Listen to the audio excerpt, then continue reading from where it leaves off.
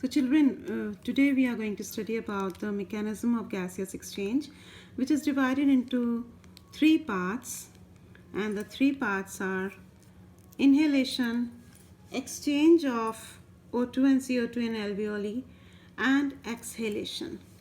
So these are the three parts, 1, 2 and 3. Now in the first part we can see that the air is taken in by the nostrils. After that it moves to the trachea.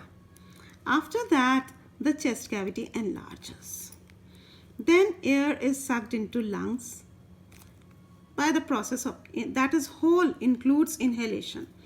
Now once it reaches the lungs and fills the alveoli, then the exchange of gases take place. That means from these alveoles, the blood vessels are near to it. From these alveoles, the oxygen moves to the blood and carbon dioxide from the blood moves to the alveoli. Gaseous exchange. Now comes the next part, that is the exhalation. In exhalation, the CO2, it reaches the alveoli with the help of blood, and the chest cavity is compressed. That means it becomes smaller and air is forced out of lungs to atmosphere. Now the most important thing in both of these is that the diaphragm, in case of inhalation, the diaphragm and the rib muscles, they both contract. In this, it is the ribs and the diaphragm, it relax. So this is the most important thing to understand. It contracts and it relaxes. Right? Now let's see the next part, that is the diagrammatical explanation of all of these. Let's see the diagrammatic explanation. Now in the diagram also it is very clear that here these rib muscles, they contract. See, it is also saying the same thing, contract. Diaphragm contract. The ribs move upwards. The rib moves upwards. See, you can see the diaphragm has become less curved.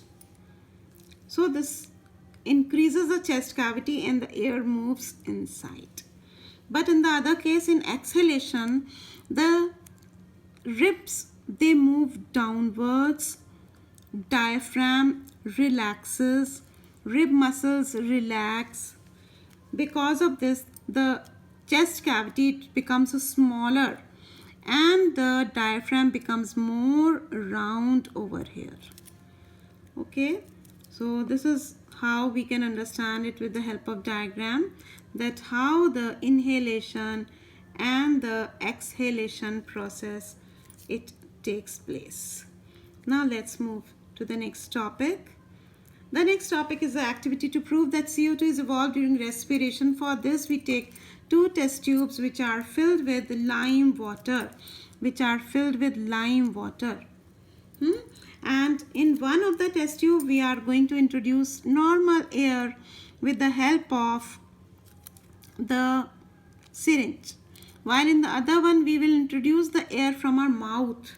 We will observe that in the B test tube, the lime water, it will turn milky, because here the reaction between the lime water and carbon dioxide will take place, proving that carbon dioxide is evolved during respiration. So let's take the next topic now. Next topic is again an activity, and in that activity we are going to see that carbon dioxide is produced in fermentation. Here we will take the mixture of sugar and yeast. When we take the mixture of sugar and yeast, then the yeast will start multiplying in it. The yeast will start feeding on sugar, and that will produce carbon dioxide, because alcoholic fermentation will take place here, and the carbon dioxide, it is introduced in the lime water, making the lime water milky. After some time we will observe that the lime water turns milky, and this proves that the carbon dioxide is produced in fermentation.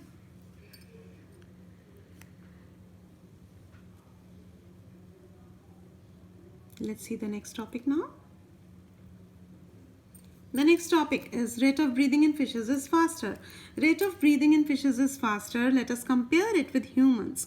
In case of humans, we see that the humans, they take oxygen from air, right? And in air, oxygen is 18% approximately. But if we consider fishes, then the fishes, they are taking oxygen from water. Approximately 5% oxygen is there in water. That is why the fishes have to breathe more faster to take the oxygen from water. And while the water passes through the gills, the oxygen is extracted from it and it moves through the blood vessels, right? So now let's see the next one, the next topic of today. Today's next topic is ATP molecule. ATP means adenosine triphosphate. It is the energy currency of the cell. And energy currency of the cell means the cells only utilize the energy which is given by the ATP molecule. Now, how does this ATP molecule, it provides energy? First of all, we are going to see that how ATP molecule is formed at all. ATP molecule is formed during the respiration process when the ADP reacts with or combines with the inorganic phosphate. And when it combines with inorganic phosphate, it forms ATP. Now, that ATP molecule, it is made during the respiration process. Now, after this, when we require this energy in our cells, at that time, this ATP, it breaks down. The ATP, it breaks down, and it breaks down releasing 30.5 kilojoules of energy per molecule of ATP. So ATP is broken, and when the ATP is broken, energy is released, right? So this is today's session. The various topics we have taken related to respiration today. Thank you. We will be taking the next topic in the next turn.